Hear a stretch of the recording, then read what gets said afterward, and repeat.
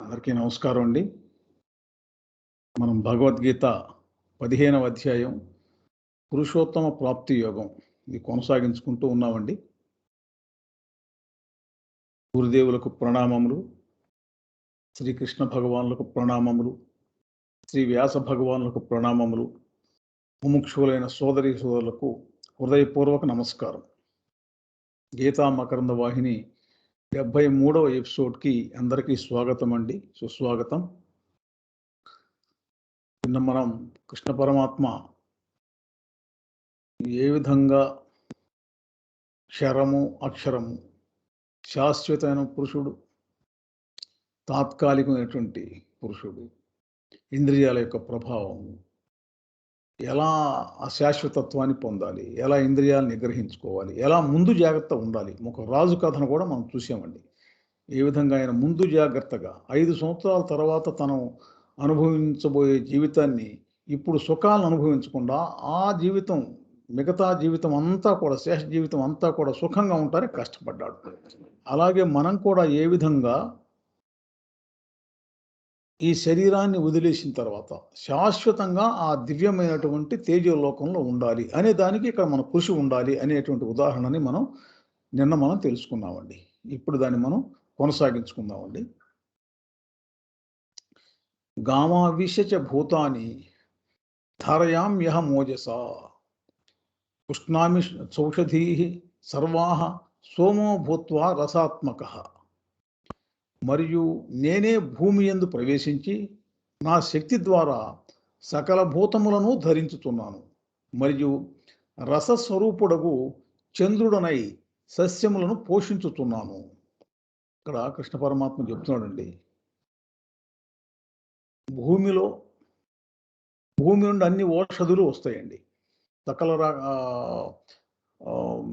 జీవ జంతుజాలం అంతా కూడా భూమి నుండే వచ్చినటువంటిది. మొత్తం పరమాత్మ నుంచి వస్తే భూమి సృష్టి అయిన తర్వాత భూమి నుంచి జంతుజాలం అంతా కూడా వచ్చింది, వృక్షజాలం అంతా కూడా వచ్చిందనమాట. ఇక్కడ ఆ నీటిలో నుంచి భూమిలో ఉన్న భూమిని ఆశించి ఉన్నటువంటి నీరు, ఆ నీటి నుండి అమీబా మొట్టమొదటి జీవం వచ్చింది. ఆ తర్వాత ఇవాళ మానవుడి దాకా కూడా పరిణామం చెందిందండి.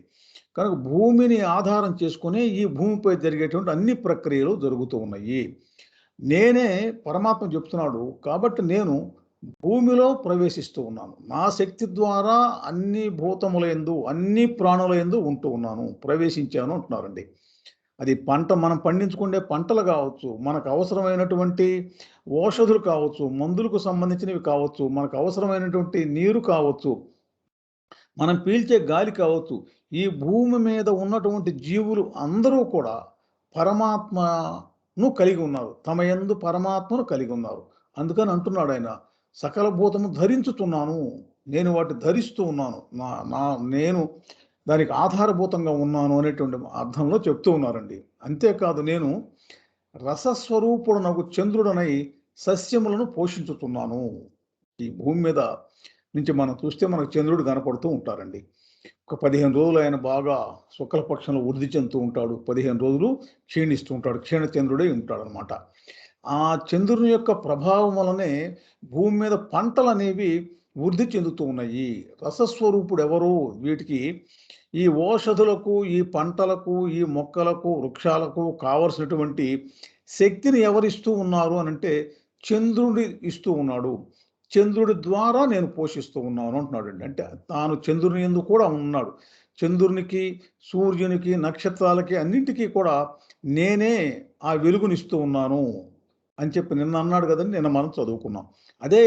ఇవాళ అదే విషయాన్ని మళ్ళా ఈ భూమి మీద ఉండేటువంటి అన్ని రకాలైనటువంటి పంటలకు కూడా, మొక్కలకు కూడా, ఏదైతే వృక్షజాలం ఏదైతే ఉందో మొత్తానికి కూడా చంద్రుడే పోషకర్త అంటున్నాడండి. పోషణ చేస్తూ ఉన్నది చంద్రుడే. మనం కేవలం సూర్యుడిని మాత్రమే అనుకుంటామండి. ఎందుకంటే సూర్యుడి నుంచి వచ్చేటువంటి వెలుగులో ఈ పత్రహరితం తయారు చేసుకుంటుంది, కిరణజన్య సంయోగక్రియ జరుగుతుందనే విషయం మనకు తెలుసండి. కానీ ఇక్కడ కృష్ణ పరమాత్మ చెప్తున్న అంశం ఏంటంటే, సూర్యుడే కాదు, చంద్రుడు కూడా ఇక్కడ నీవు పండేటువంటి పంటలకి పోషణకర్త అయి ఉన్నాడు.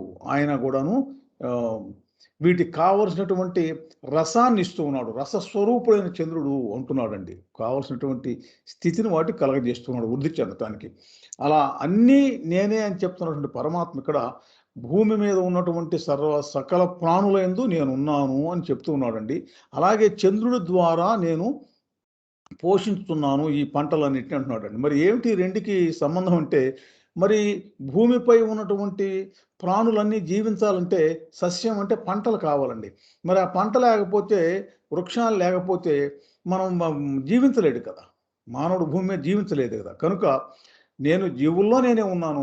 జీవులకు అవసరమైనటువంటి పోషక పదార్థాల్లో నేనే ఉన్నాను. పంటల్లో కూడా నేనే ఉన్నాను. అది చంద్రుడినై ఈ పంటను జీవులకు అందిస్తూ ఉన్నాను అని తెలియచేస్తూ ఉన్నారండి. అహం వైశ్వానరో భూత్వా ప్రాణినాం దేహమాశ్రితః ప్రాణాపాన సమాయుక్తః పచామ్యన్నం చతుర్విధం. నేను వైశ్వానరాగ్ని రూపమున ప్రాణుల శరీరముల యందు ఉండి ప్రాణాపాన వాయువులతో కూడుకొని 4 విధములైన అన్నమును జీర్ణము చేయుచున్నాను. కృష్ణ పరమాత్మ ఇక్కడ ఒక ముఖ్యమైన విషయం చెప్తూ ఉన్నాడండి. వైశ్వానరుడు అంటే జఠరాగ్ని. ఇప్పుడు మనం చూడండి మధ్యలో ఉన్న బొమ్మ మధ్యలో చూపిస్తూ ఉన్నాం. జఠరాగ్ని. మనకు ఆకలైనప్పుడు ఎట్లా ఉంటుందండి? కరకర మండిపోతుంది అంటాం అనమాట. కడుపు మండిపోతున్నది, కడుపు కాలిపోతున్నది అని చెప్పని అంటాం. ఏమి కాలిపోతుందంటే అక్కడ వైశ్వానరుడు ఉన్నాడు. వైశ్వానరుడు అంటే ఒక అగ్ని. ఆ అగ్ని ఏం చేస్తూ ఉన్నాడంటే అన్ని ప్రాణుల యొక్క శరీరాల్లో ఉన్నాడండి. ఆకలి ఉన్నటువంటి ప్రతి ప్రాణి శరీరంలో కూడా ఈ వైశ్వానరుడు అనేటువంటి అగ్ని ఉన్నాడండి. పరమాత్మ వైశ్వానర అగ్ని. ఈ అగ్ని నేనే. నేను ఉన్నాను కాబట్టే ప్రాణులకు ఆకలి దప్పికలు కలుగుతున్నాయి, లేకపోతే కలగవు అనమాట. ఈ వైశ్వానర అగ్ని ఏం చేస్తున్నదంటే ప్రాణవాయువుతోటి అపాన వాయువుతోటి కూడుకొని 4 రకాలైనటువంటి అన్నాన్ని జీర్ణం చేస్తూ ఉన్నది అంటున్నాడండి.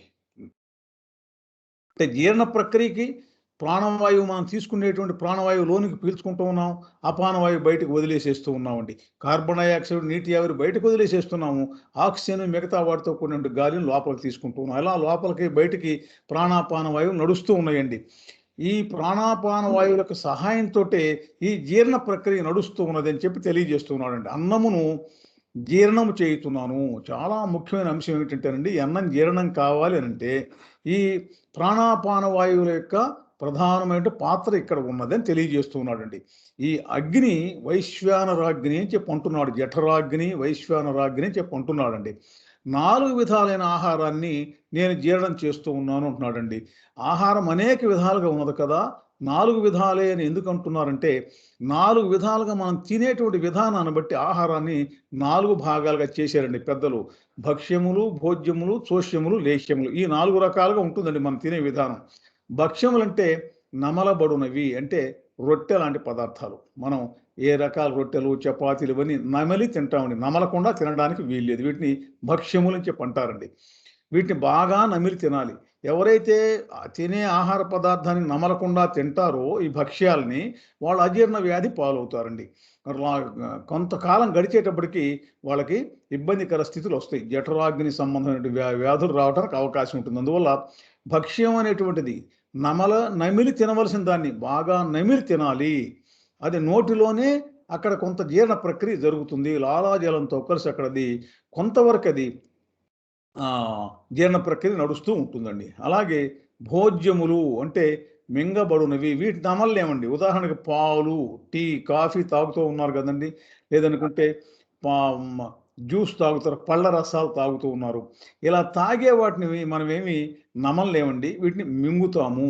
మింగబడునవి వీటిని పాలు, ఇవి భోజ్యములు అంటున్నాడండి. అంటే మింగబడినవి వాటిని భోజ్యములు అంటున్నారు. నమిలి తినే వాటిని భక్ష్యములు అంటున్నారండి. ఇక చోష్యములు అంటే పీల్చబడినవి. ఇప్పుడు మన చెరుకు గడ ఉందనుకోండి, చెరుకు గడను మనం నమిలి ఏం చేస్తామండి, పీలుస్తాం అనమాట లోపలికి. తర్వాత దాన్ని బయటకు ఉమ్మేసేస్తున్నాము దీన్ని. అలా వీటిని చోష్యములు అని చెప్పండి. పీల్చబడినవి చోష్యములు అంటున్నాడండి. ఇక చివరిది ఏమిటంటే లేహ్యములు, అంటే నాకునవి, తేనె వంటివండి. నోట్లో ఎలా అరిచేతులు వేసుకుని ఆ తేనెను మనం నాకేసేస్తామండి. కనుక లేహ్యములు అని చెప్పన్నాడండి. ఈ 4 రకాల పదార్థాలు దేని విధానంలో దాన్ని మనం తప్పనిసరిగా స్వీకరించాల్సి ఉంటుంది. వీటిల్లో మనం ఎక్కువగా తీసుకునే పదార్థాలు ఏమిటంటే, నమలబడునవి ఎక్కువగా తీసుకుంటామండి. ఈ నమలబడు వాటిని బాగుగా నమలకుండా గనక మనం గనక తీసుకొచ్చి ఈ జీర్ణగా జీర్ణావయవంలో వేసామంటే, పొట్టలో గనక లోపలికి పంపించామంటే, ఇక్కడ ఈ అగ్ని దీన్ని జీర్ణం చేయలేని స్థితి వస్తుందండి. ఎప్పుడూ అలాగే ఉంటుందనుకోండి. ముడి పదార్థాన్ని ఏసినట్టనమాట. అందువల్ల వీటిని బాగా నమిలి తినాలి. అలాగే భోజ్యములు పాలు కూడాను ఆహ్, మా మింగటంలో కూడా తక్కువ వేడి ఉండేవి, మరీ ఎక్కువ వేడి ఉండేవి అలాంటి పదార్థాలు లోపలికి పంపించకూడదండి. మితంగా ఉండాలి వేడి అది కూడాను. అలా అలా ఈ చోష్యములు అంటున్నారు చూడండి. ఈ చెరుకు లాంటి వాటిని ఇవన్నీ కూడా మనకి ఆహార పదార్థాల్లో ఈ 4 రకాల ఆహారం ఎప్పుడు ఉండాలి అనేది ఒక ముఖ్యమైన అంశం అండి. కనుక ఈ తేనె లాంటి పదార్థాలు, కొన్ని మందులు చూడండి మనకు ఆయుర్వేదం మందులు ఆహ్, ఆ ప ప ఆయన ఇచ్చేటువంటి ఆ పొడిని కలిపేసేసి తేనెలో కలపమంటాడు. దాన్ని ఇలా నాకేసేయమంటాడనమాట. నీళ్ళలో కలిపి తాగమంటాడు ఒక్కోసారి. అంటే అది ఆ మందుని భోజ్యంలాగా తీసుకుంటాం. ఇలా రకరకాలుగా ఉంటుందండి. ఈ జీర్ణ ప్రక్రియ నడవటానికి కారణం నేనేను. నేను అన్ని ప్రాణుల యొక్క శరీరాల్లో వైశ్వానర అగ్ని అనే రూపంలో ఉన్నాను అని చెప్తూ ఉన్నాడండి. దానికే మనం ఇక్కడ ఈ బొమ్మను ఉదాహరణగా తీసుకున్నామండి. సర్వస్య చాహం హృది సన్నివిష్టో మత్తః స్మృతిజ్ఞానమపోహనంచ వేదైశ్చ సర్వైరహమేవ వేద్యో వేదాంత కుర్ద్వేద విదేవ చాహం. నేను సమస్త ప్రాణుల యొక్క హృదయములందు ఉన్నవాడను. నా వలననే జీవులకు జ్ఞాపక శక్తి, జ్ఞానము, మరుపు కలుగుతున్నవి. వేదములన్నిటి చేత తెలియదగిన వాడను నేనే. వేదమును ఎరిగిన వాడను కూడా నేనే. ఇక్కడ ముందు ఆహార పదార్థాల గురించి చెప్పాడండి. మనకి ఏది అవసరమో చెప్పాడు. ఆ ఆహార పదార్థాన్ని దానిని సూర్యచంద్రుల యొక్క ప్రభావం వల్ల ఏ విధంగా తాను ఎలా అందిస్తున్నాడు ప్రాణులకి. తర్వాత ప్రాణులు ఈ నా నా 4 రకాల ఆహార పదార్థాలను ఏ విధంగా భుజించాలి, ఏ విధంగా తానే వైశ్వానరుడి రూపంలో జీర్ణం చేస్తున్నాను చెప్పాడు. ఇక్కడ ఈ శ్లోకంలో ఏం చెప్తున్నాడంటే, నేను అన్ని ప్రాణుల హృదయాల్లోనే ఉన్నాను. ఇందాకేమన్నాడంటే వైశ్వానరాగ్ని రూపంలో జీర్ణం చేస్తూ ఉన్నాను అన్నాడు. నేను వైశ్వానర అగ్ని రూపంలో ఉన్నమాట వాస్తవమే. అదే విధంగా నేను అన్ని ప్రాణుల యొక్క హృదయాల్లో ఉన్నాను. ప్రాణుల యొక్క హృదయంలో ఏ రూపంలో ఉంటాడండి? ఆత్మస్వరూపమై ఉంటాడనమాట. అన్నీ హృదయాల్లో ఉండి ఏం చేస్తూ ఉన్నానంటే, జీవులకి జ్ఞాపక శక్తి, జ్ఞానము, మరుపు ఇవి నా వల్ల కలుగుతూ ఉన్నాయి అని చెప్తున్నారండి. జ్ఞాపకం లేదనుకోండి, మ ముందు కొనసాగదండి సృష్టి. నేనెవరో నాకు జ్ఞాపకం లేకపోతే ప్రతి క్షణం నన్ను నేను మర్చిపోతూ ఉన్నాననుకోండి, చాలా ఇబ్బందికరమైన స్థితులొస్తాయనమాట. అందుకే పరమాత్మ ఎంతో దయతోటి మానవుడికి జ్ఞాపక శక్తినిచ్చాడు. మళ్ళా మరుపును కూడా ఇచ్చాడండి. అదే పరమాత్మ జ్ఞాపక శక్తి లేకుండా ఉండే సందర్భాలు కూడా ఇచ్చాడు. ఇప్పుడు గత జన్మలో మనం చేసిన కర్మలన్నీ ఇప్పుడు మన దగ్గర ఉన్నాయండి. కానీ అవి మరుపులో ఉంచాడు. ఫర్గెట్‌ఫుల్‌నెస్ అవి మనకు జ్ఞాపకం ఉండవు. ఎందుకంటే ఈ జన్మలో ఉండే జ్ఞాపకాలతోటే మనిషి సతమతం అయిపోతూ ఉంటాడనమాట. అందువల్ల దయతోటి గత జన్మల తాలూకు జ్ఞాపకాలన్నిటిని కూడా మరుపులోకి వెళ్ళేటట్టుగా చేశాడు. అంతేకాదు ఈ జన్మలో జరిగినటువంటివి కూడా కొన్నాళ్ళకి కొన్ని కొన్ని మెల్లిగా మర్చిపోతూ ఉంటామండి. అది సృష్టి యొక్క ధర్మంగా తయారు చేశాడు పరమాత్మ. అందుకనే కాలం మాన్పుతుంది ఎన్నెన్నో గాయాలు మాన్పుతుంది అనేటువంటి ఆ పాట రాస్తాడండి సినిమా కవి. ఆ కాలం గాయాలు మాన్పడం అంటే మరుపులోకి వెళ్ళిపోతుందనమాట. ఉండదది. కానీ అది గాఢమైన ముద్ర అనుకోండి. సంస్కారంగా మారి అది ఉంటుందంటే స్టోర్ హౌస్‌లో ఉందనమాట. అది ఎప్పటికో ఆ స్టోర్ రూమ్‌లోంచి బయటకొచ్చే సమయంలో బయటకొస్తుంది. అలాగా జ్ఞానము కూడా నేనే కలుగజేస్తున్నాను. మనకి తెలివితేటలు ఉన్నాయి కదండీ! అన్ని జంతువులకి తెలివితేటలు ఉన్నాయండి. కానీ మానవుడికి మిగతా వాటికంటే బాగా ఎక్కువగా ఉన్నాయి తెలివితేటలు. ఎందువల్లంటే పరమాత్మలో ఉన్నటువంటి ఆత్మశక్తిని ఎక్కువగా తీసుకున్నాడు. పరమాత్మ ఆది మనస్సు అనేటి క్షోభులో నుంచి మనస్సుని తీసుకున్నాడు ఇక్కడ. పరమాత్మ యొక్క విరాట్ స్వరూపంలో నుంచి త్రిగుణాత్మకమైన మాయ నుంచి శరీరాన్ని తీసుకున్నాడు ఇక్కడ. ఈ 3 రకాల శరీరాల్ని గ్రహించి ఉన్నవాడు కాబట్టి ఈయనకి ఆ జ్ఞానం ఎక్కువగా కలుగుతూ ఉన్నది. కొత్త కొత్త విషయాలు కనుక్కుంటాడు. ఏ విధంగా ఉత్తమమైన జీవితం ఎలా ఉండాలో తెలుసు. అధమ జీవితం ఎలా ఉండాలో తెలుసు. అందుకనే మీకు సామ్రాజ్యాలను గనక చూసుకుంటే, మానవ సామ్రాజ్యాన్ని గనక చూస్తే ఏ ప్రపంచంలో ఎక్కడికి వెళ్ళినా కానీ, ఒక నాగరికతను పెంపొందించుకుంటూ వాళ్ళు జీవిస్తూ ఉన్నారండి. జ్ఞానాన్ని పెంపొందించుకుంటూ ఉంటారనమాట. కానీ ఇప్పుడు ఆధునిక నాగరికత అనే పేరుతోటి ఎక్కువ మంది సాటి మానవులను పట్టించుకున్నటువంటి ఒక సమాజం తయారైందండి. ఇంతకుముందు సమాజం ఎలా ఉండేదంటే, అందరూ అందరినీ గమనించుకుంటూ ఉండేవాళ్ళు. ఎవరికి అవసరమైనటువంటిది ఏదైతే ఉన్నదో దాన్ని వీళ్ళు వాళ్ళకి అందిస్తూ ఉండేవాళ్ళు. వాళ్ళు సహాయం చేస్తూ ఉండేవాళ్ళు. పరస్పరం సహాయం చేసుకుంటూ ముందుకు సాగుతూ ఉండేవాడనమాట. ఇవాళ పూర్తిగా వ్యాపారాత్మకమైన ప్రపంచంలోకి వచ్చినందువల్ల ఆ విధంగా పరస్పరం అవసరాలు తీర్చుకోవటం లేదా అవగాహన కలిగి ఉండటం అనేది కొంతవరకు తగ్గిందండి. పూర్తిగా తగ్గలేదు. ఈ సమాజంలో ఇవాళ కూడా ఉంది. కానీ కొంతవరకు మాత్రం తగ్గిందండి. ఇంకొక విషయం చెప్తూ ఉన్నాడండి. ఇన్ని చేస్తూ ఉన్నాను నేను జీవులకి. ఇప్పుడు వేదములన్నిటి చేత తెలియదగిన వాడను నేనే. వేదం వచ్చింది పరమాత్మ సృష్టిలో నుండి వేదం వచ్చిందని చెప్పాడండి మనకి. మన విభూతి యోగంలో చూసాం మనం. వేదములు నా నుంచే వచ్చినయి అని చెప్పనన్నాడు. మరి నా నుంచి వేదం అంటే ఏమిటండి? జ్ఞానముందని అర్థం. వేదములు చతుర్వేదములు ఆ వేదాలన్నీ కూడా జ్ఞానాన్ని కలిగి ఉన్నాయి. మనం గనక వేదాన్ని ప్రారంభం నుంచి చివరి దాకా ఇప్పుడు దాశరథి రంగాచార్య గారని వారి యొక్క గొప్ప కవండి వారు. వారు వేదాలకి తెలుగు ట్రాన్స్‌లేషన్ చేశారండి. ఎవరైనా అవకాశం ఉన్నవాళ్ళు ఆ పుస్తకాలు చదువుకోవచ్చు. దాంట్లో ప్రారంభ దశలో నుంచి మానవుడు ఏ విధంగా వృద్ధి చెందాడు అనేది చాలా గొప్పగా ఉంటుందండి. అలాగే మానవుడు బాగా ప్రగతి సాధించిన తర్వాత ఏ విధమైన ఉన్నతమైన జీవితాన్ని గడుపుతూ ఉన్నాడు? ఏ విధంగా మంత్రాలు ఏ విధంగా ఉపయోగపడతాయి? అంటే మనమే కాకుండా మన చుట్టూ అనేకమైన లోకాలున్నాయి. అనేక మంది దేవతలున్నారు. వారి యొక్క సహాయాన్ని తీసుకొని ఏ విధంగా జీవించవచ్చు మనం అనేటువంటి విషయాల్ని చాలా విషయాల్ని ఋషులు వేదంలో తెలియచేశారండి. వేద మంత్రాల్లో ఈ రహస్యాలు అనేకం ఉన్నాయి. సాంఘిక జీవనం ఎలా జీవించాలో తెలియచేశారు. అలాగే అదే కాకుండా ధర్మబద్ధంగా ఎలా జీవించాలో తెలియచేశారు. శరీరాన్ని వదిలిన తర్వాత ఆ లోకాలకు వెళ్ళాలంటే ఏ విధమైనటువంటి జీవనాన్ని నువ్వు కలిగి ఉండాలో తెలియచేశారు. అదే కాదు అనేక లోకాల యొక్క జ్ఞానం కూడా మనకు వేదాల్లో ఉన్నదండి. చూసాం కదా!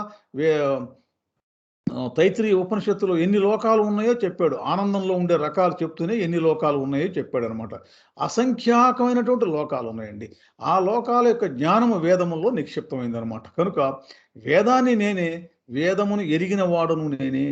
అంటే నేను అనేటువంటి ఆత్మతత్వాన్ని ఎవరైతే అనుభూతి చెందుతారో వారు వేదమును తెలిసిన వాళ్ళు.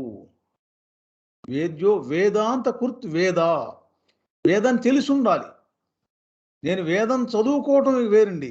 వేదం యొక్క సారాన్ని అనుభూతి చెందటం. వేద సారం ఎవరు? నేనే. నన్ను తెలిసిన వాళ్ళే వేదమును ఎరిగిన వాళ్ళు అనండి ఇక్కడ. పరమాత్మను తెలుసుకున్నప్పుడు మాత్రమే వేదము తెలిసినట్లు.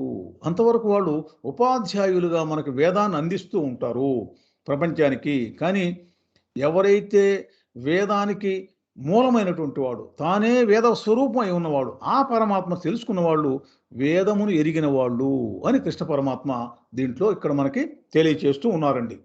ఎందుకంటే వేదం యొక్క ఆధారంగా ఈ భూమి పైన భరత భూమిలో ప్రత్యేకించి సనాతన ధర్మం అంతా నడుస్తూ ఉన్నదండి. కనుక ఆ వేదం యొక్క ప్రాముఖ్యతను తెలియజేస్తూ నేను అని చెప్తున్నాడండి. ఒక విభూతి యోగంలో ఏమన్నాడు? నేను సామవేదమును వేదాల్లో సామవేదాన్ని అన్నాడు. బృహత్ సామాన్య అన్నాడు. ఒక వేదం సామవేదంలో నేను బృహత్ సామాన్య అని కూడా అన్నాడండి. ద్వయమౌ పురుషౌ లోకే క్షరా క్షరశ్చాక్షర ఏవచ. క్షరసర్వాణి భూతాని కూటస్థోక్షర ఉచ్యతే. ఇక్కడ ఒక తేడా తెలియజేస్తున్నాడు కృష్ణ పరమాత్మ. లోకమును నశించువాడు అంటే క్షరుడు, నశించనివాడు అక్షరుడు అని ఇరువురు పురుషులు కలరు. శరీరాభిమాని క్షరుడని, కూటస్థుడగు ఆత్మ అక్షరుడని తెలుసుకొనవలెను. ఇక్కడ ఏం చెప్తూ ఉన్నారంటేనండి, నశించేటువంటిది శరీరము, నశించనటువంటిది ఆత్మ. నశించే శరీరాన్ని క్షరుడు అంటారు. నశించడం అంటే క్షరం అంటే నశించేది, అక్షరం అంటే నశించనిది. ఈ నశించనటువంటి ఆత్మ అక్షరుడు అంటున్నాడండి. ఇద్దరున్నారు ఈ శరీరంలో అంటూ. అయితే ఈ క్షరుడు ఎవరు? నశించేవాడు ఎవరంటే శరీరమే నేను అనుకునేవాడు.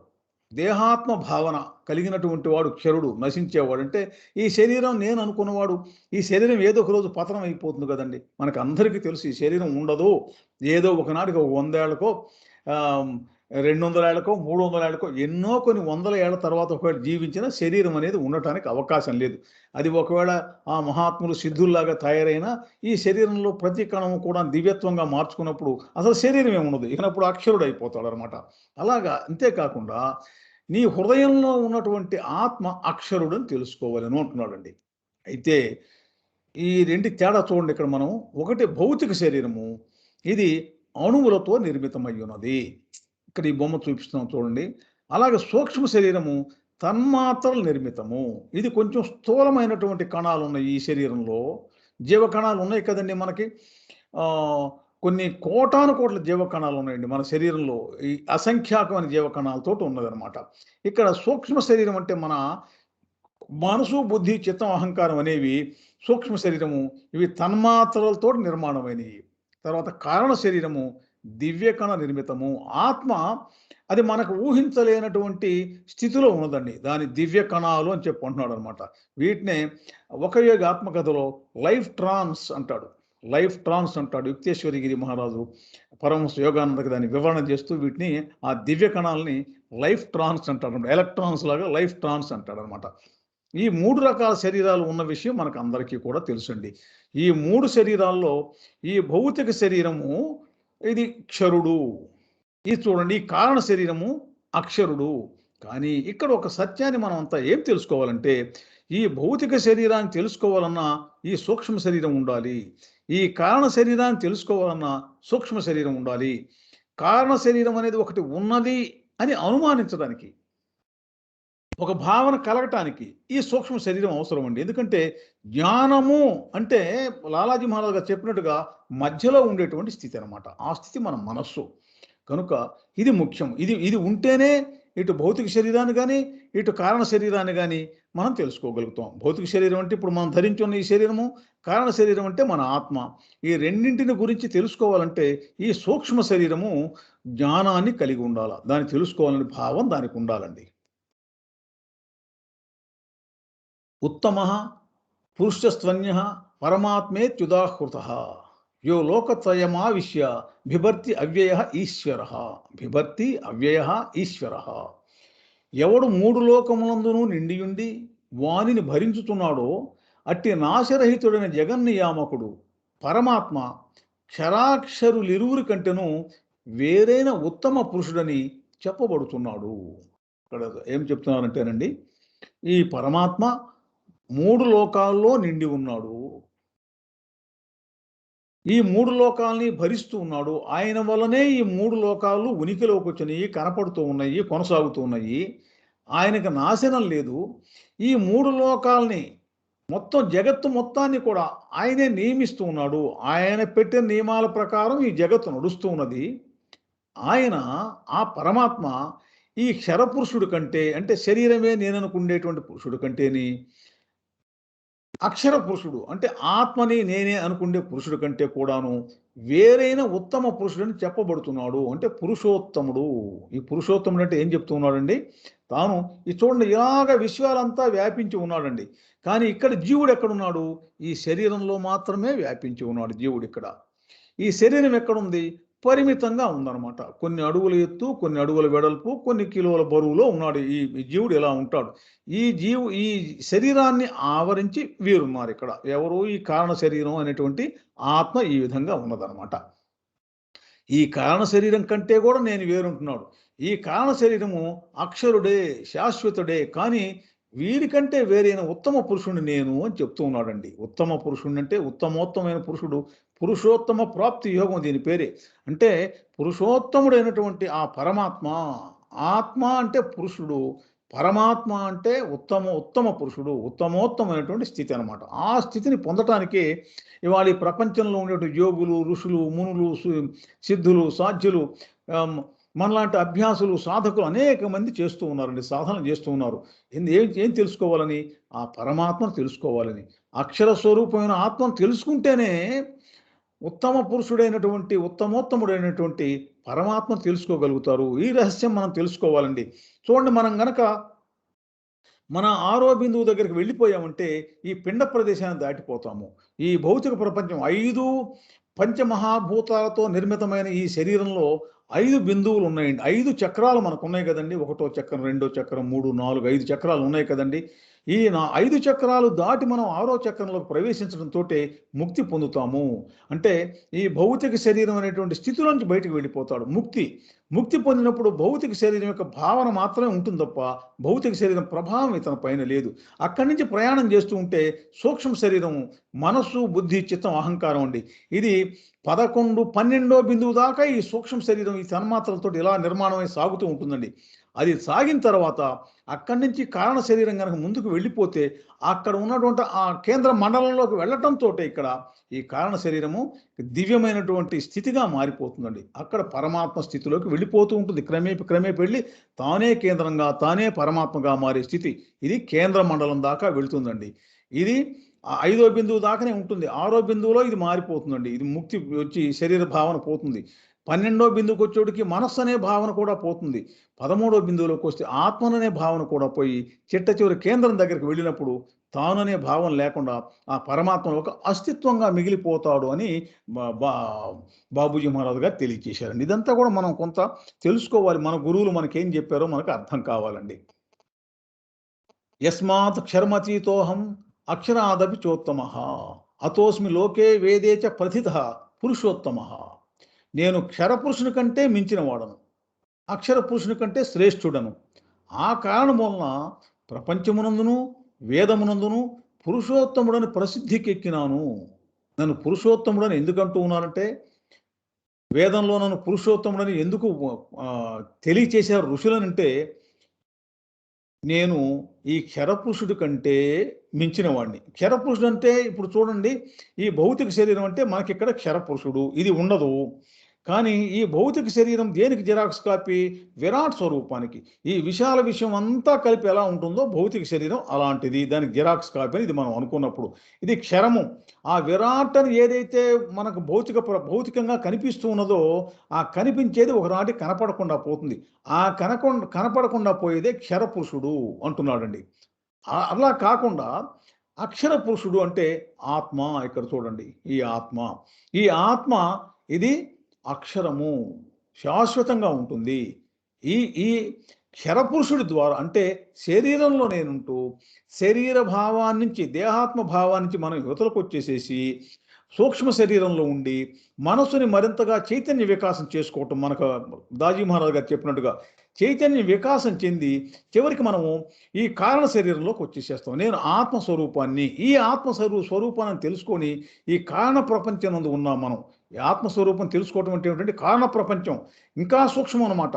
ఆ కారణ ప్రపంచాన్ని దాటిన తర్వాత మనము వేదంలో చెప్పినటువంటి పురుషోత్తముడు అనేటువంటి స్థితిని మనం పొందగలుగుతాం. పురుషోత్తముడు నేనే అలా అంటుంది వేదం, అట్లా అంటున్నది. ఎందుకంటే ఈ చరాచర విషయం అంతా కూడా వ్యాపించి ఉన్నాను కాబట్టి అంటున్నాడండి.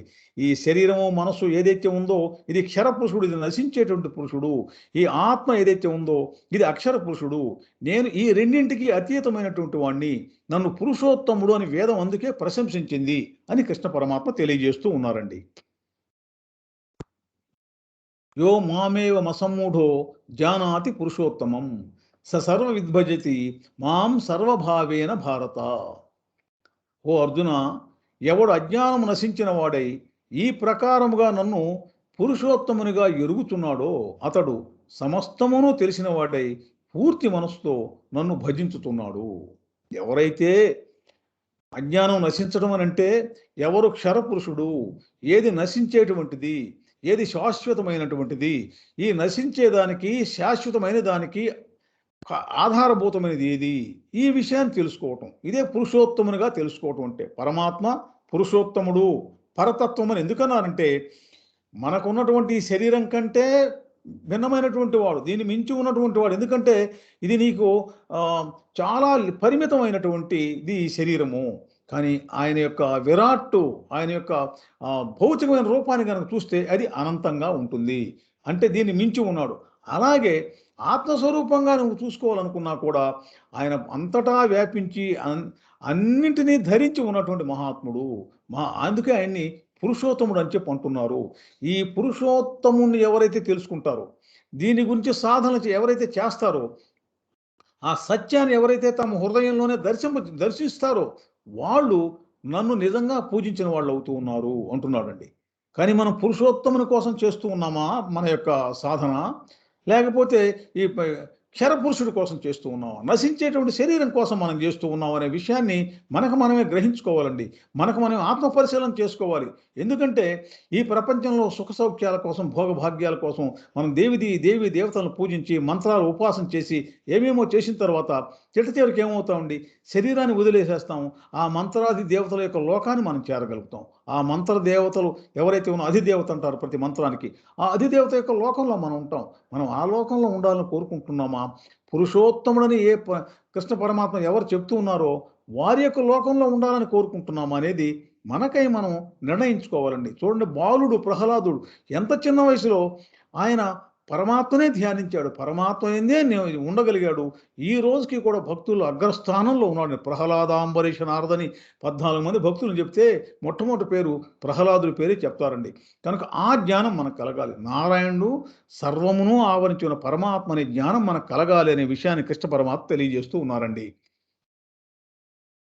ఇది గుహ్యతమం శాస్త్రమిదముక్తం మయానఘ ఏతద్బుద్ధ్వా బుద్ధిమాన్ స్యాత్ కృతకృత్యశ్చ. పుణ్యపురుష అర్జున, ఇట్లు అతి రహస్యమైన ఈ శాస్త్రము నీకు చెప్పితిని. దీన్ని చక్కగా తెలుసుకుని వాడు జ్ఞాని అయి జీవిత లక్ష్యమును సాధించగలడు చెప్తున్నాడు అర్జునుల వారితోటి. అర్జునుడిని పుణ్యపురుష అనఘా అంటున్నాడండి. అంటే పుణ్యపురుషుడు. ఇది అతి రహస్యమైంది, మామూలు రహస్యం అంటలేదండి. అతి రహస్యమైంది, గుహ్యతమం, అతి రహస్యమైనటువంటి ఈ విషయాన్ని నీకు నేను తెలియచేశాను. దీన్ని చక్కగా తెలుసుకుని వాడు జ్ఞాని అయి జీవిత లక్ష్యమును సాధించగలడు. ఇప్పుడు ఒక రహస్యం ఉందండి ఇక్కడ ఈ అతి రహస్యంలో ఒక రహస్యం ఏమిటంటే, కృష్ణ పరమాత్మ ఈ జ్ఞానాన్ని అంతటినీ నేరుగా అర్జునుల వారి యొక్క హృదయంలో ప్రవేశపెడుతూ ఉన్నాడండి. ఒక్కొక్క విషయం ఆయనకు అవగాహనకు వచ్చేసేస్తుంది అనమాట. అందువల్ల దీన్ని చక్కగా తెలుసుకొని జ్ఞానిగా తయారవుతున్నాడు అర్జునుడు. మరి మన గురుదేవులు కూడా మనకి ప్రాణాహుతి ప్రసారం చేస్తూ ఉన్నారు. మన యొక్క స్థితులను మన హృదయంలో ప్రవేశపెడుతూ ఉన్నారు. మరి ఆ యథార్థ లక్ష్యమైనటువంటి జీవిత లక్ష్యాన్ని సాధించడానికి మనం కూడా సాధన సక్రమంగా చెయ్యాలి. ఆ రోజు తన యొక్క అవసరార్థము తనకి శరణైనటువంటి శిష్యుడిగా స్వీకరించండి అన్నటువంటి అర్జునుడికి కృష్ణ పరమాత్మ ఆ జ్ఞానాన్ని కలుగజేశాడు. ఇక్కడ మన గురుదేవులు మనకు అదే జ్ఞానాన్ని ఇవ్వడానికి సిద్ధంగా ఉన్నారు. మనం అంతా కూడా యథార్థ లక్ష్యంగా మారాలి. ఆ మారటానికి కావలసినటువంటి శక్తిని, సాధనా విధానాన్ని ఆయన ఇస్తూ ఉన్నారు అనుగ్రహంతో, వారి కృపతోటి. కనుక మనం అంతా కూడాను కృష్ణ పరమాత్మ అర్జునుల వారిని ఏ విధంగా మారుస్తూ ఉన్నారో, మార్చడానికి ఇదంతా తెలియజేస్తూ ఉన్నారో, ఏ విధమైన స్థితులను వారి హృదయంలో ప్రవేశపెట్టారో ఈ విషయాన్ని మనం అర్థం చేసుకుని ప్రాణాహుతి శక్తి ప్రసారంతో, దాని సహాయంతో గురుదేవులు మనల్ని ఎలా మార్చాలనుకుంటున్నారో అలా మారటమే మన యొక్క ధర్మము. అప్పుడే మనం జ్ఞానులుగా తయారవుతాము. అప్పుడే మన యొక్క జీవిత లక్ష్యాన్ని, యథార్థ లక్ష్యాన్ని మనం సాధించగలుగుతాము. ఇది పురుషోత్తం ప్రాప్తి యోగం అండి. 15వ అధ్యాయం మనం పూర్తి చేసుకున్నాము. గురుదేవులకు ప్రణామములు, శ్రీకృష్ణ భగవానులకు ప్రణామములు, వ్యాస భగవానులకు ప్రణామములు. మీకు అందరికీ హృదయపూర్వక నమస్కారం. మీ సహకారానికి ధన్యవాదాలండి. దైవాసో సంపద్ విభాగ యోగం 16వ అధ్యాయం రేపు ప్రారంభించుకుందామండి.